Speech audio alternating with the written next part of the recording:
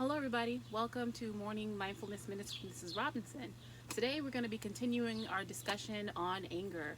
And this kind of reminds me, as I'm saying this, continuing every other week.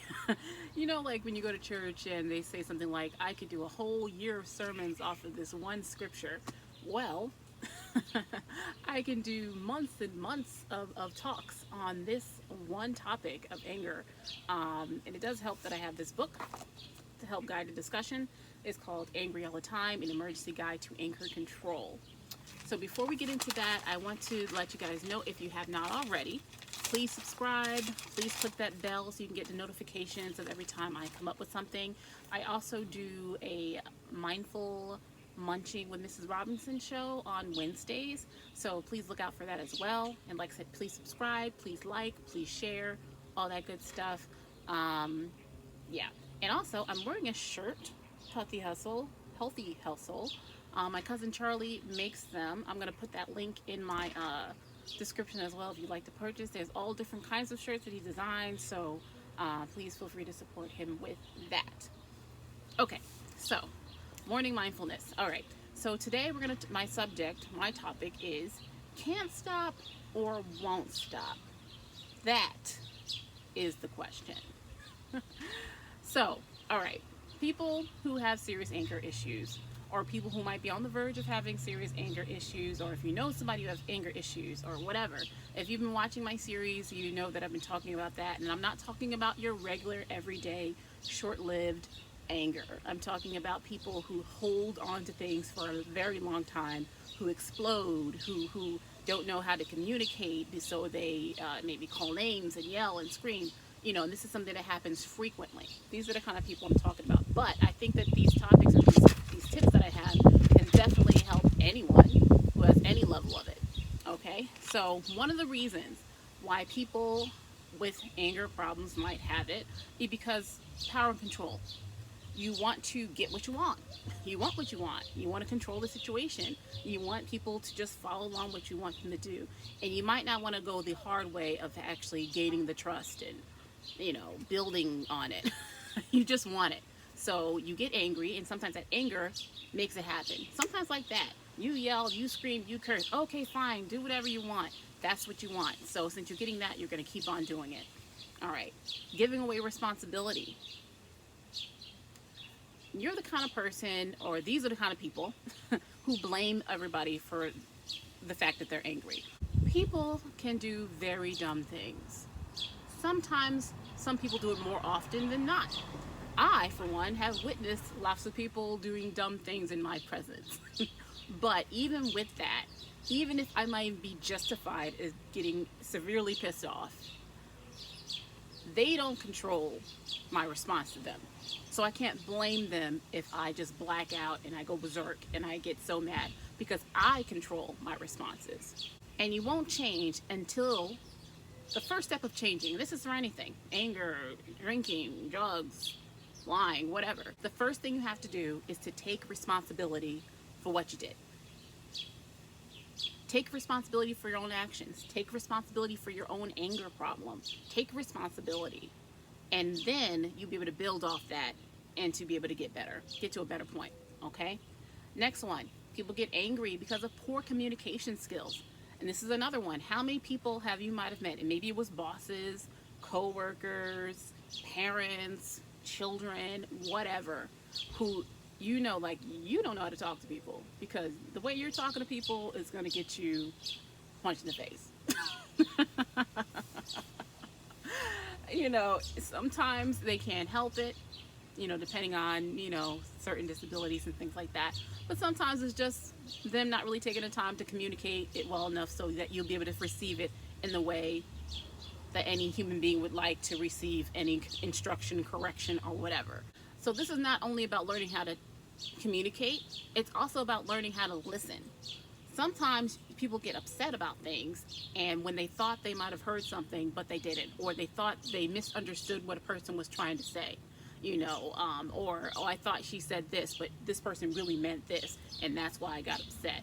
And that goes back to giving away responsibility, but it also is in this category as far as poor communication, because communicating is not only about talking, it's about listening, it's about taking turns in the whole communication process. And if you're missing either one of those sides, this can maybe have you misconstrue a situation and get you to exhibit different forms of anger responses. So anger is also a way to avoid having to feel any of those other feelings that make you feel vulnerable. All right, because usually anger, when people feel angry, they feel in control. Like, you're angry, you're in control, nobody can, it's like your shell. Anger is your shell, okay? And it's hard for people to get through anger to you, which in turn means that it's hard for people to hurt you. It's hard for me to get hurt because my anger is protecting my heart.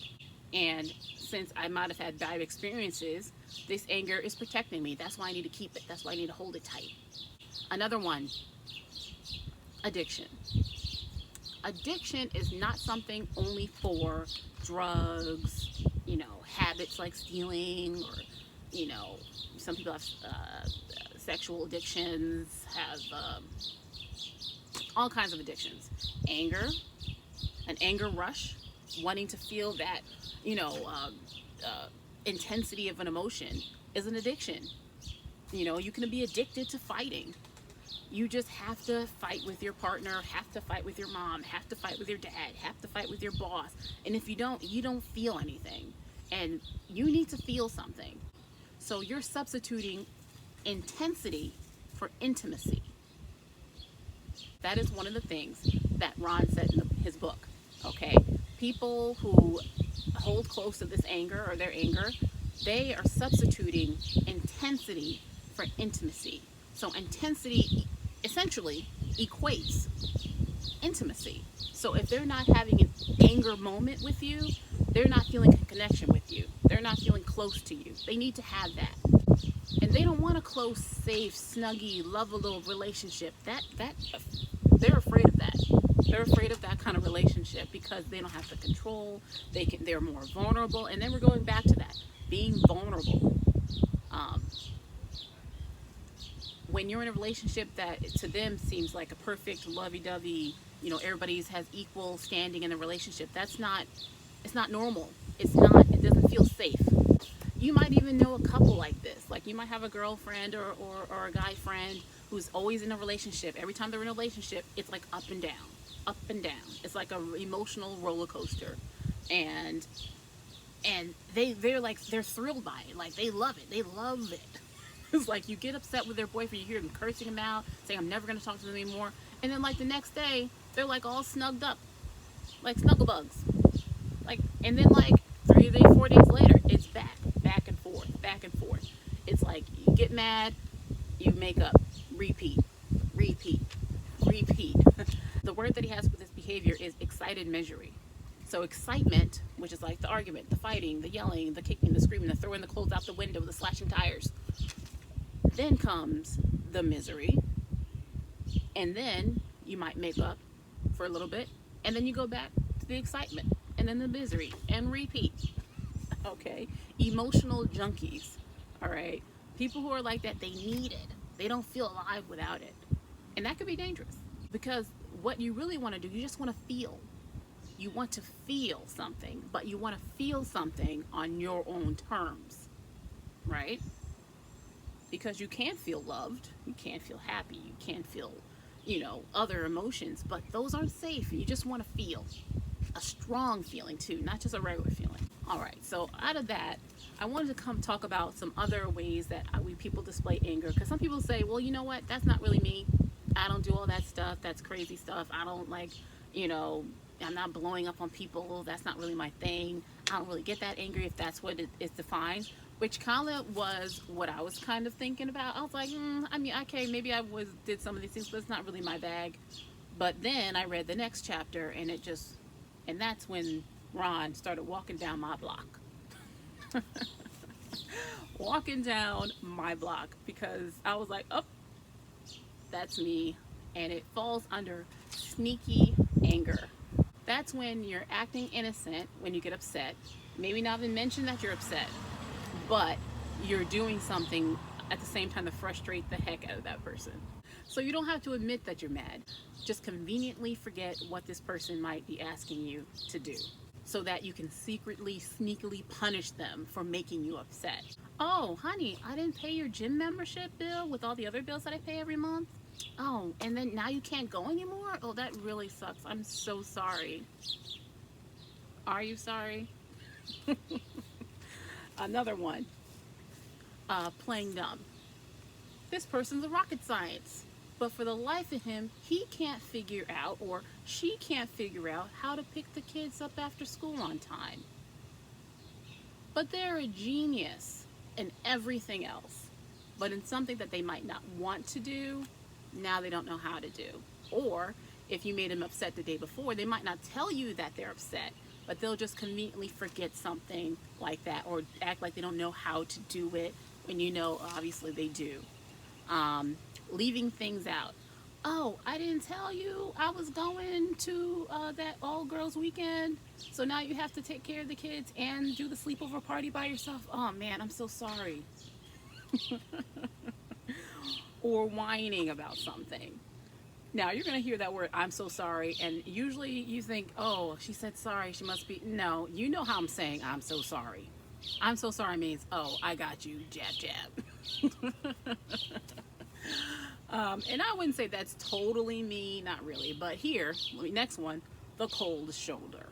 I try not to be now, but I used to be the queen of the cold shoulder. Like, ignoring people is an art, and I have become a professional cold shoulderer. If I was upset with you, I would ignore you for as long as I felt, for long enough for you to notice, and then if you get upset about it. And when I'm ignoring you, I'm not ignoring you with like a sad face up, so that you think something's wrong with me. I'm ignoring you and I'm going about my life. I'm actually maybe doing more exciting things so you can see that I'm having a good time and I'm happy and I'm doing things, and I'm just not talking to you, nor am I involving you in anything that I might have usually been involving you with. That's a cold shoulder. And of course, the cold shoulder is a little bit more direct than the sneaky one, because the sneaky one, you might not know if they're really expressing anger or not, but the cold shoulder, you know that they're expressing anger to you because they're ignoring you, but you just don't know why. And the other person who is giving you the cold shoulder, they would rather you just guess and know why and read their minds, which is like the ideal way. But of course, communication, we go back to that. That's not going to happen if someone doesn't know why you're upset with them. Okay, blaming and shaming. So someone pissed you off. And maybe you know all their deepest, darkest secrets. And this can be very dangerous. This can get very dangerous. You know all their deepest, darkest secrets, and then as soon as they do something to piss you off, you're bringing all that dirt to the party. All the dirt to the party. You're going to call out everything, all the stuff, because you want them to feel bad. You want to hurt them. You want them to feel awful, which is why you're saying it, because you're mad. And sometimes it might work in your favor, like, they might apologize and say, I'm sorry, I didn't mean to do, or backfire, and now they're attacking you with all your dirt, which might be worse than their dirt. Let's just be real. So be mindful of that. And still, nothing's solved. You just have two hurt people now, right? All right. Demands or threats. You do it or else. You, like maybe to a parent to a child, if you better do this homework or you can fill in the blank for whatever kind of family you grew up in. I know personally what mine would have been in the blank, but you do it or else. Now, hopefully when you say that you do it or else, you're able to follow through, because now if you don't, you keep saying that, no one's going to believe anything you say. And it won't be effective next time. But usually that or else, a threatening, that can go either way. It could be like, okay, they'll just do it without you having to do anything, or they're actually going to make you do what you say you're going to do, and you might not be all ready for that, or you might not want to use that option every single time. You're right? Right? And the last thing I'm going to talk about is chasing and holding. All right, people. Violence is not just punching someone in the face, backslapping someone, whatever. Violence is you taking away someone's freedom. That's violence. That's the beginning. That's the beginning of violence. So if he said he wants to leave you or leave the relationship and you're blocking the doorway so he can't escape, that's violence.